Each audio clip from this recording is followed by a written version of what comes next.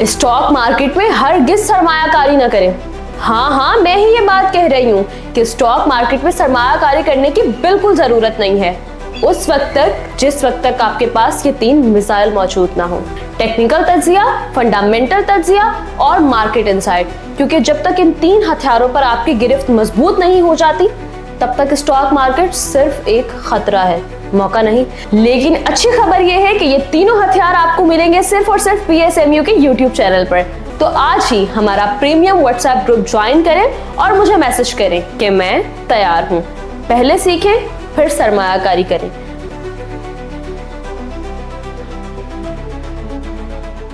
अस्सलाम वालेकुम, मैं हूं नादिया अनवर और आप देख रहे हैं पाकिस्तान शेयर मार्केट अपडेट्स। नाज़रीन, आज मार्केट काफ़ी पॉजिटिव थी। कुछ नहीं तो 2700 पॉइंट्स जो है वो अप थी मार्केट, जो कि बड़ी अच्छी बात थी क्योंकि 2 दिन से हम देख रहे थे काफ़ी ज़्यादा मार्केट स्ट्रगल कर रही थी कि बहुत ही नेगेटिव डाउन ट्रेंड था मार्केट का। और इस हिसाब से अगर हम आज देखें तो उसमें कुछ न्यूज़ का भी अमल दखल है कि 27वीं तरमीम जो कि बिल पास होने वाला था, काफ़ी ज़्यादा इस वक्त लाइमलाइट पे था। वो जो है कौमी असेंबली से भी पास हो चुका है, ना सिर्फ वहाँ से बल्कि सेनेट से भी पास हो चुका है। जी हाँ, और ये बहुत अच्छी बात है। इख्तियारात जो है, जो गवर्नमेंट जो है अपने इख्तियारात में काफ़ी मजबूत हो चुकी है इसके बाद। और इस चीज़ का जो है काफ़ी पॉजिटिव इम्पैक्ट जो है ऑब्वियसली मार्केट पे पड़ेगा, क्योंकि गवर्नमेंट जब अपने फैसले पर मजबूत होती है तो फैसला साजी जो होती है, यानी जो कोई भी वो अगर फैसला कर रही होती है तो उसमें वो कॉन्फिडेंट होती है और कर सकती है। इसके अलावा अगर हम देखें मार्केट को, तो जो है इस वक्त मार्केट में क्या फर्दर हमें क्या आगे है, ये सारी बातें जो है हम अपने एक्सपर्ट से करेंगे। और आज हमारे साथ जो एक्सपर्ट गेस्ट मौजूद हैं, जी हाँ, वो हमें ना सिर्फ मार्केट को टेक्निकली एक्सप्लेन भी करते हैं बल्कि सिखाते भी हैं, समझाते भी हैं, यानी कि एक तरीके से हमें एजुकेट भी करते हैं। जी हाँ, मैं बात कर रही हूँ एशिया इक्विटीज़ के डायरेक्टर इमरान मेमन साहब की, और वो आज हमारे साथ सेशन में मौजूद हैं। उनसे हम जानेंगे फर्दर मार्केट के हवाले से। और उनको वेलकम करने से पहले यहाँ पर मैं ये ज़रूर कहूँगी कि आप जो है मेरे प्रोग्राम्स को ज़्यादा से ज़्यादा लाइक करें, और आपके लाइक्स अगर 1000+ होंगे तो यही प्रोग्राम मैं लाइव जो है मार्केट आवर्स में जो है आप लोगों के पास लेकर आऊँगी अपने एक्सपर्ट के साथ। और इसके साथ ही साथ जो है आपने मेरे चैनल को भी सब्सक्राइब करना है, साथ में बेल आइकन को भी हिट करना है ताकि कोई भी इंफॉर्मेटिव सेशन वो आपसे मिस ना हो जाए। और इसके अलावा आपने इसको शेयर करना है सबके साथ ताकि लोगों को इन्वेस्टमेंट की और साथ ही साथ फाइनेंशियल मार्केट की अवेयरनेस हो। तो चलिए जी, चलते हैं अपने गेस्ट की तरफ, उन्हें वेलकम करते हैं। अस्सलाम वालेकुम सर। जी वालेकुम सलाम। कैसे हैं सर आप? ठीक है, अल्हम्दुलिल्लाह, आप सब खैरियत से हैं? अल्हम्दुलिल्लाह। Sir, thank you so much for your time and welcome to the session. Sir, सबसे पहले तो मैं चाहूँगी कि मार्केट को टेक्निकली थोड़ा सा जो है एक्सप्लेन करें। एक ओवरव्यू आज की मार्केट का जो है मैं आपसे चाहूँगी कि हमारे नाज़रीन के साथ शेयर करें। जी बिस्मिल्लाहिर्रहमानिर्रहीम। जी, 2 लेवल्स हमने डिस्कस किए थे पिछले हफ्ते भी। हम्म। मेरी आवाज़ आ रही है ना? तो जी थोड़ा-सा जी मेरा सर। ब्लूटूथ जो है वो आज कुछ गड़बड़ कर रहा है। I don't know why. तो हमने 2 लेवल्स डिस्कस किए थे हम्म। कि मार्केट में ये 2 लेवल्स आने चाहिए और यहाँ पे अच्छी सपोर्ट या अच्छी करेक्शन हम कंप्लीट होते हुए देख सकते हैं। एक था 1,56,000 के आसपास और एक था फिर 1,51,000 के आसपास। हाँ। अच्छा, हमने देखा कि पिछले हफ्ते तकरीबन 1,56,000 के आसपास मार्केट गई और थोड़ा सा उसके ऊपर एक लो लगा और उसके बाद फिर एक बाउंस नजर आया। अच्छा, अभी अगर हम देखें ना तो नादिया, अब इस वक्त भी हम अगर टेक्निकली देखें ना, जो लोग टेक्निकल टर्म्स को समझते हैं वो शायद इस बात को बेहतर तरीके से समझ जाएंगे। This is just a recovery, इसको हम बुलिश रिवर्सल कंसिडर नहीं कर सकते ओके। बिकॉज अगर हम देखें तो जो लास्ट हमने अक्टूबर के महीने में जब तकरीबन 1,70,000 के आसपास मार्केट थी, उस वक्त KSE 100 की तरफ से, KSE 100 के जो स्टॉक्स है, मैं ऑल शेयर की बात नहीं कर रहा, KSE 100 के जो स्टॉक्स है उनमें भी तकरीबन 1 अरब का वॉल्यूम निकलना शुरू हुआ। अच्छा, और वो जो 1 अरब का वॉल्यूम था ना, दैट वाज एन इंडिकेशन कि वहां पे अग्रेसिव डिस्ट्रीब्यूशन नजर आया है या अग्रेसिव प्रॉफिट टेकिंग नजर आई है। हम्म उस तरह का वॉल्यूम हमने लोस पे नहीं देखा। अगर हम यूं बात करें तो 1,69,000 से हमने एक लो देखा तकरीबन 1,56,000 के आसपास। इन 13,000 पॉइंट्स के बावजूद हमने कोई भी एक दिन ऐसा नहीं देखा कि मार्केट में 500 मिलियन, 600 मिलियन, 800 मिलियन का वॉल्यूम निकले। वॉल्यूम जो है वो तकरीबन 300 मिलियन, 400 मिलियन के एवरेज पे चल रहा है। और आज अगर हम बात करें तो आज भी तकरीबन वॉल्यूम जो है वो 200 मिलियन, मैं केएससी 100 की बात कर रहा हूँ, केएससी 100 के जो स्टॉक्स हैं उनमें अगर वॉल्यूम की बात करें तो वो भी तकरीबन 200 मिलियन के आसपास रहे।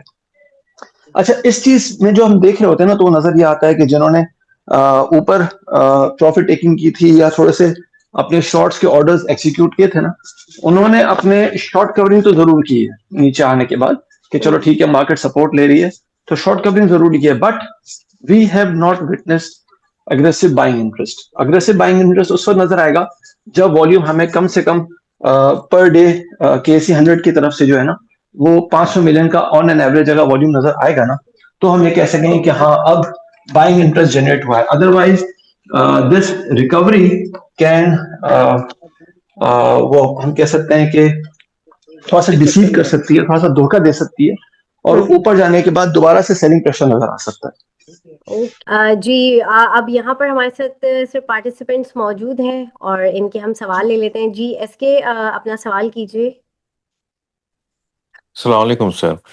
सर वालेकुम मैं सलाम। ये जानना चाहूँगा कि क्या टेक्निकल के बेसिस पर आप लॉन्ग टर्म भी प्रेडिक्ट कर सकते हैं मार्केट को या स्टॉक्स को, या जस्ट ये शॉर्ट टर्म के लिए या ट्रेडिंग के लिए ये इन्वेस्टमेंट पर्पस के लिए टेक्निकल्स किस हद तक सपोर्ट कर सकते हैं?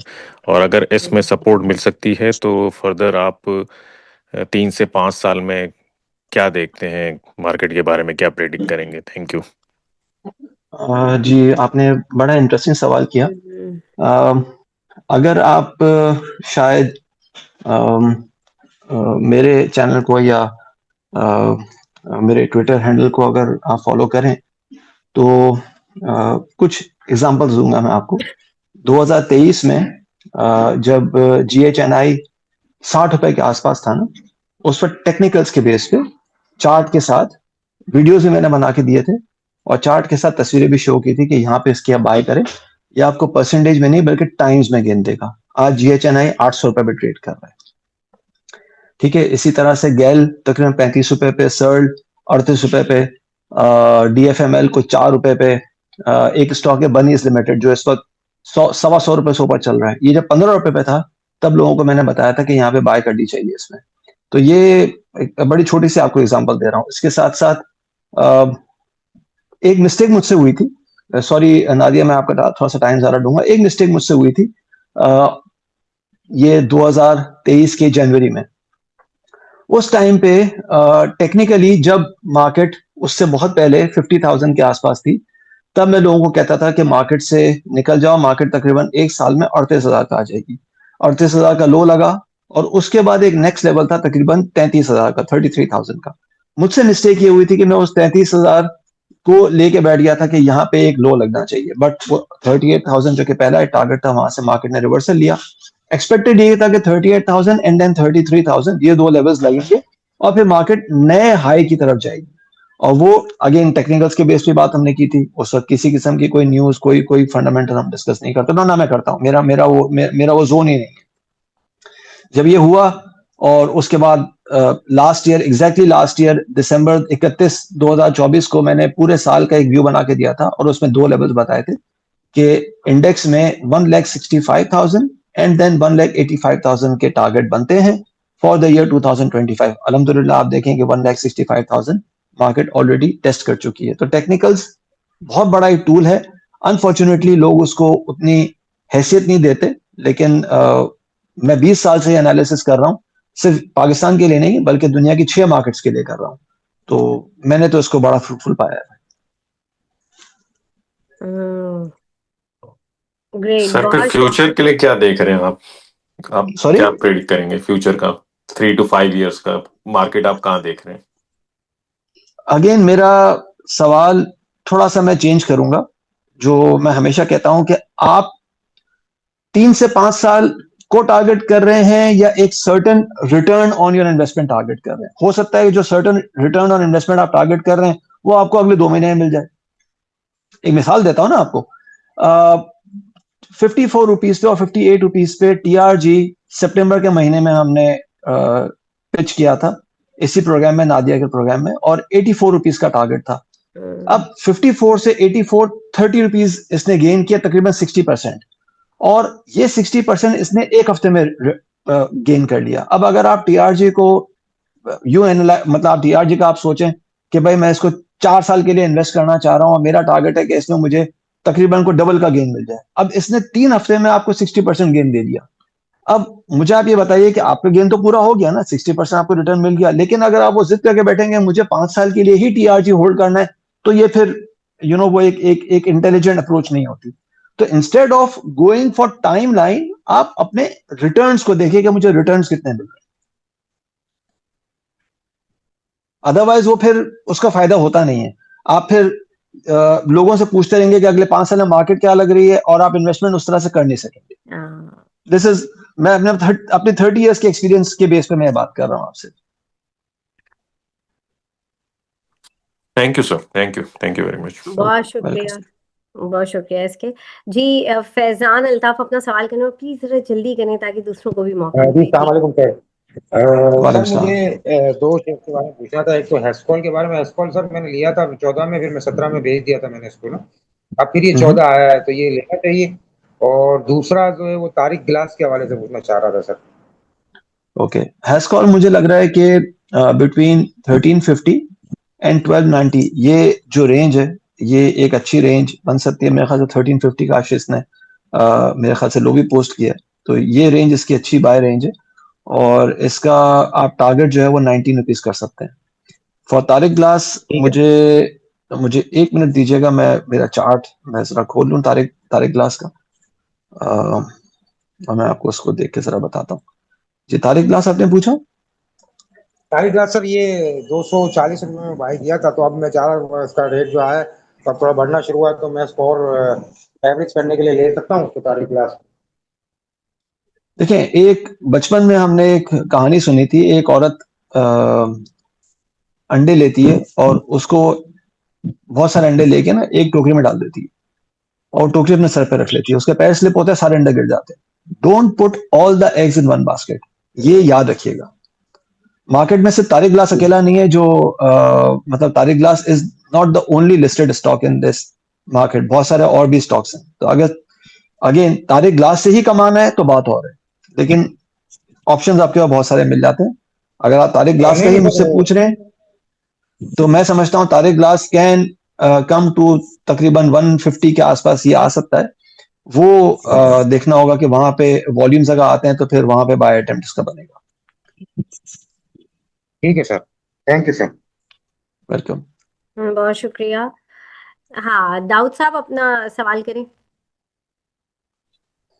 सलाम अलैकुम सर, मुझे बलूचिस्तान ग्लास और सल इसका सर थोड़ा सा बता दें कि ये बलूचिस्तान ग्लास सर दोबारा अपनी 15 वाली पोजीशन पे उधर आज आ सकता है या टाइम लगेगा उसमें, और सल का भी बता दें। देखिए बीजीएल की बात करूं तो BGL is right now at about very good buying level. तकरीबन ये आप समझिए कि 12 रुपए से लेके 11 रुपए के बीच में इसकी अच्छी बाय बन सकती है, लेकिन उस अच्छी बाय का मतलब ये नहीं है कि आप मतलब हर चीज आप वो एक्सपेक्ट करना शुरू कर दें कि नए हाई लगाएगा। इस वक्त इसमें जो अपसाइड है वो तकरीबन आप समझे कि 14 रुपए 70 पैसे या 15.5 के आसपास दोबारा इसमें हम प्रॉफिट टेकिंग देख सकते हैं। ठीक है जी, आपने सर्ल का पूछा। सर्ल मैं समझता हूं कि ये जो आज इसने 102 का लो पोस्ट किया है, 102 से लेके 98 के बीच में इसकी अच्छी बाय बनती है। अच्छा, नीचे आने के चांस है सर इसके? और मेरे ख्याल से आज इसने 102 का लो लगाया है ना, जी, ये आपसे अर्ज कर रहा हूँ कि आज जो लो लगाया है, आज जो इसने लो लगाया है वो एक अच्छा लो लगा हुआ है। अगर ये लो होल्ड होता है तो ठीक है, अदरवाइज एक इसमें हिट पड़ सकती है तकरीबन 98 तक की।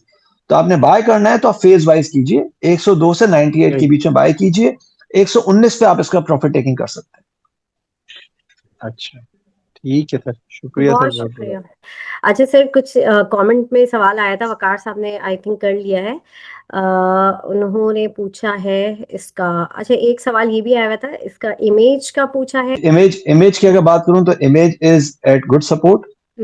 तकरीबन आप समझें कि ये गुड सपोर्ट का मतलब ये है कि यहां से अगर कोई एक हिट पड़ती है इसको तो तकरीबन 18.5 तक ये कहीं जा सकता है।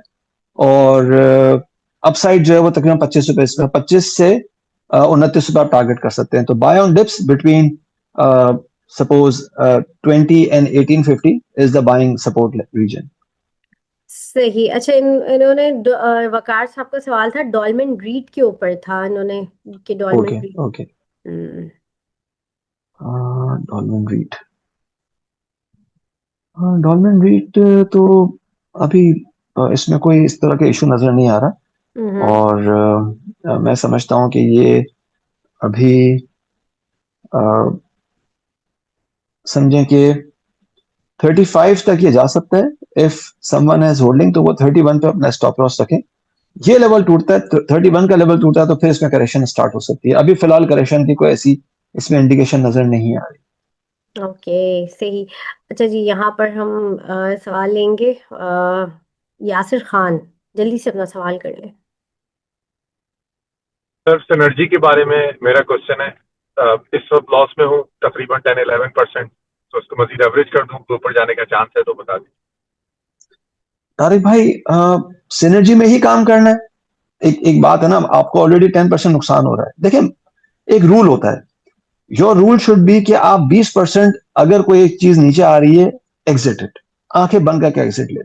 ठीक है, पहली चीज। दूसरी बात ये कि सिनर्जी में एक अच्छा बाय लेवल आपको मिल सकता है 6.5 रुपए तक का। अब 6.5 रुपए का मतलब ये कि इस वक्त ये 7.60 चल रहा है।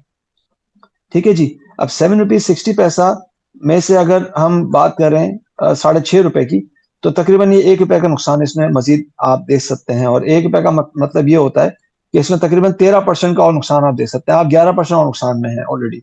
तो बेहतर है कि भाई एग्जिट ले लें अभी, और 13% ये मजीद नीचे आता है तो फिर वहां पे ले लीजिएगा। ये एक स्ट्रेटेजी होनी चाहिए ना। देखिए एक चीज को, स्टॉक एक्सचेंज में आप जब भी किसी भी चीज में इन्वेस्टमेंट करते हैं ना, इन्वेस्टमेंट का पर्पस ये होता है कि आप इन्वेस्टमेंट करें, प्रॉफिट लेके बाहर निकलें। स्टॉक को पालना नहीं है। मसला ये होता है कि हम स्टॉक को पालना शुरू कर देते हैं, and this is where our strategy goes wrong. पूरी मार्केट कहीं और जा रही होती है, हमारी इन्वेस्टमेंट कहीं और जा रही होती है। हम कहते हैं शायद मार्केट ने हमारी तस्वीर खींच ली है कि हमने जो स्टॉक लिया वो नीचे आ रहा है। सर 100% सही है। ऐसे ही अगर मैं आपसे इस सवाल को मैं ऐसे कर लूं कि इसके अगले 1-2 महीने तक मतलब ऊपर जाने की कोई चांस नहीं है, बाहर आ जाऊं, बॉटम लाइन लीजिए ना। जी थैंक यू बहुत सर, थैंक शुक्रिया यासिर साहब, बहुत शुक्रिया। अच्छा सर, अब मुझे ये बताएं कि कल फ्राइडे है, लास्ट डे ऑफ वर्किंग है, क्या लग रहा है मार्केट को देख के कल का दिन? क्योंकि अभी आजकल तो ये वाले हालात हैं कि एक दिन मार्केट एकदम से इतनी आउट परफॉर्म करती है और दूसरे दिन जो है वो एकदम से जो है बिल्कुल वो रेड जोन स्क्रीन हो रही होती है। तो कल की मार्केट को क्या लग रहा है, और इसके साथ ही साथ आपकी टॉपिक्स क्या होंगी वो भी आप हमें बताएं। कल की मार्केट की अगर बात करूं तो मार्केट में 1,61,600 की ये जगह बनी हुई है कल के लिए। 1,61,200 से लेके 1,61,600 तक की जगह बनी हुई है। ये रेंज देखनी होगी कि यहाँ पे प्रॉफिट टेकिंग आती है तो फिर प्रॉफिट टेकिंग जब आ रही है तो आप भी प्रॉफिट टेकिंग, वो कहते हैं ना in Rome do as Romans do.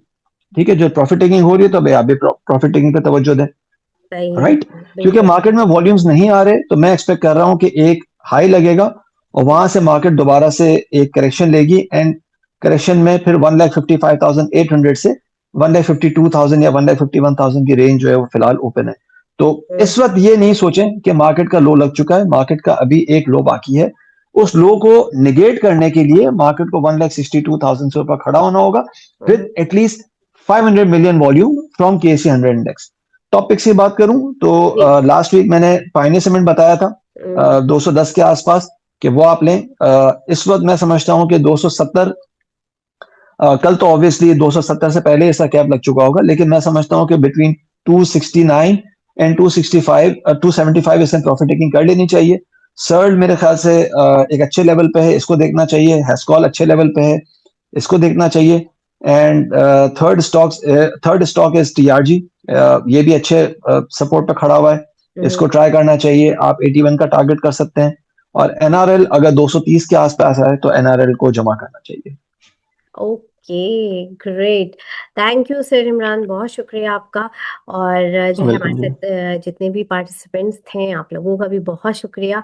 और नाज़रीन, यहाँ पे लूंगी मैं इजाज़त और इंशाल्लाह आप लोगों से फिर मुलाकात होगी। तब तक के लिए अल्लाह हाफिज़।